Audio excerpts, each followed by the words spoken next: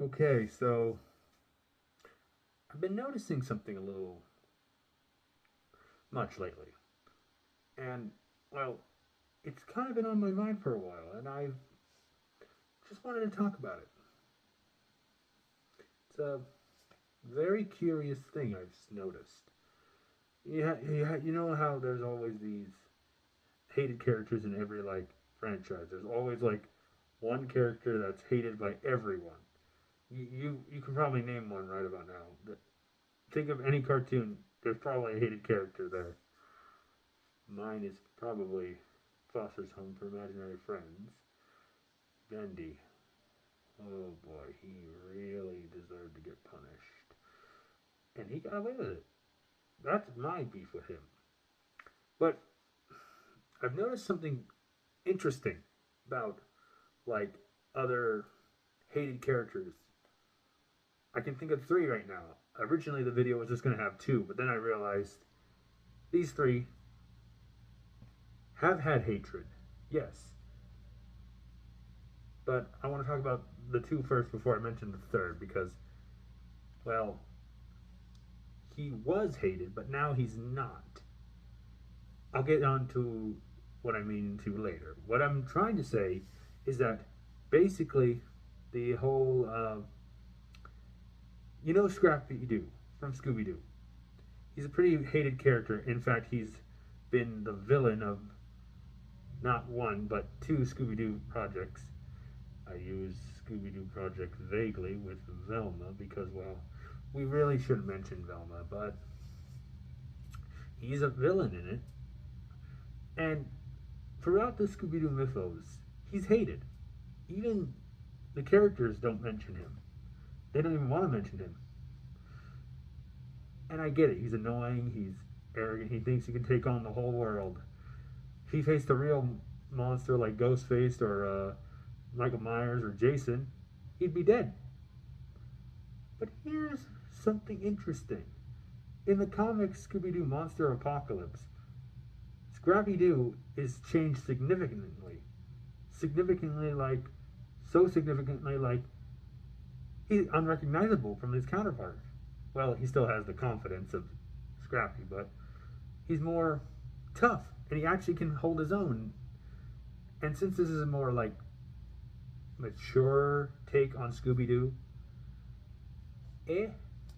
Because Scrappy Doo is actually, in this comic, spoilers, a mutated dog, like Scooby. But unlike Scooby, Scrappy Doo was actually a successful, not prototype. Scooby was the prototype, but he was deemed a failure. But Scrappy, now this would make him superior, but Scrappy doesn't see it that way. Scrappy looks at Scooby Doo and he wants what Scooby has, to be a normal dog. Because that's why Scrappy Doo hates him and ultimately wants to kill him, because Scooby went through the process and he never changed.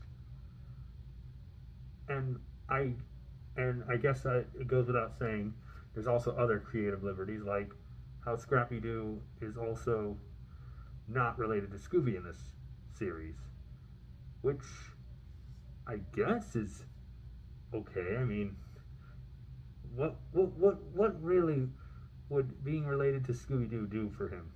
Anyway, not much to be honest. I'm not really sure if anything. And I noticed in the comics he's actually beloved. He's a fan favorite. In the TV show, well, in fact, in regular media he's hated, but in, like, the comics he's, like, beloved. And I've noticed this with one other character. If any of you have seen the Teenage Mutant Ninja Turtles Next Mutation, you kind of know what I mean. The fifth turtle, Venus de Milo. Wow, I actually said that right. I didn't even stumble. I didn't even. Anyway, this is not important right now.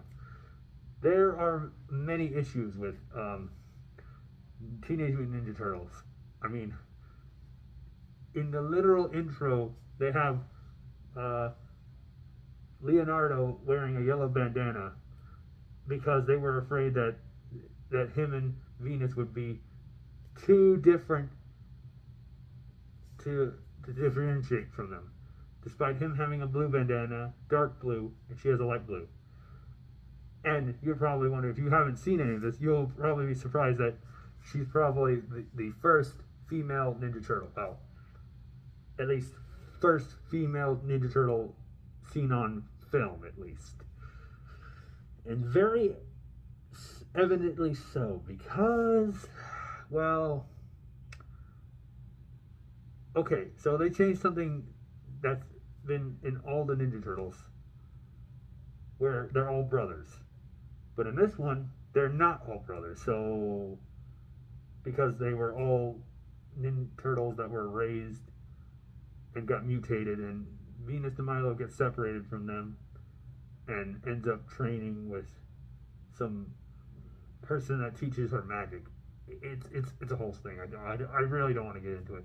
I'm just trying to say that in the comics, well, TV show, it's just, oh, girl character, and she's not that interesting in the comic. I mean, in the show, she's not at all. Like, she's basically just there so one of the Ninja Turtles can flirt with her.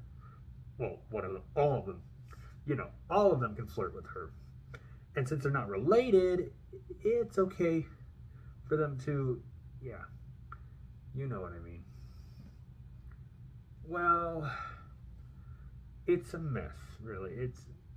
The show is far from, like, it's like very, very childish and goofy. Far from the Ninja Turtles we know today. Like, they have a perfect mix of blend. I mean, sometimes they're a little too serious, sometimes they're a little too goofy, and Venus de Milo is just basically that. The only female of the group that's basically a wizard or something, I don't know. Now, what's interesting, she appears in the comics too. But everyone hates her on the TV show. In fact, I think some creators even hate her. But in the comics, she's actually beloved. Like, she's better in the comics. And I've noticed that her and Scrappy are better in the comics than they are in their show. I mean, what's interesting about her is that she's not even named Venus in the comics. Her name is Bonnie. They call her Venus because she's part of the Venus Project, which involves her being turned into a mutant frog and then constructed into a Ninja Turtle with a dragon scale on her back. So that's kind of cool. And I think she has cooler magic, I guess. It's hard to say, but I've noticed that she's beloved there. And her and Scrappy are beloved in the comics, where they're hated in their TV shows. Now, I guess I've danced around the final one I want to talk about long enough. I want to talk about Big the Cat from Sonic. Yes, I know. Now,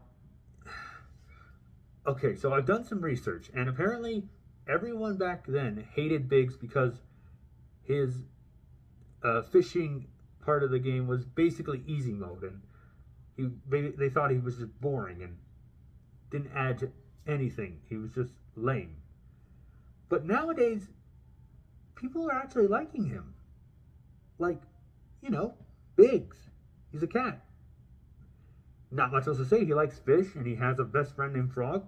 He's a really chill dude. He's like Sans from Undertale. Only Biggs is, well, to be honest, he's not as powerful as Sans. Well, maybe he is. I mean, who knows? Some of the comics may have had him like that. But I've noticed that when he appeared in Sonic Prime, people seem to like him. Like, even Sonic seems to like him. I guess because now that they're all grown up, they realize that Biggs isn't that bad of a character. He's just a chill dude. He was just in some bad parts of Sonic Adventure 1. So, yeah, that's basically what I wanted to talk about. These three hated characters. Venus, Scrappy, and Big. And how they're nowadays, well, okay, I'm sure that Venus and Scrappy in their TV shows are still hated, but in the comics, they're actually beloved and they're better characters. Like, Scrappy actually goes through a character arc to care about, to wanting to be a not just, you know, your tough guy, your typical tough guy wants to kill everything. He actually turns out better. He even sparks up a friendship with Scooby because of their both mutants. In a way, Venus de Milo and Scrappy are kind of the same or have similar traits since they're mutants. As for Biggs, well, he wasn't really a mutant. He's just a cat. A cat that likes to fish with his best friend Froggy. But I've noticed, like, in Sonic Prime, like, there's even a scene where he's hugging him and, like, he's glad to see him. And I'm guessing, like, people are glad to see him too, because I'm guessing nowadays Biggs is loved. And I just found that really interesting. And, well, I just wanted to say it out to you guys. So, if you guys think, well, whatever you guys think, just put down in the comments. Make sure you like, subscribe, and all that good stuff. And, most of all, I will see you when I record again. So, yeah, see you then.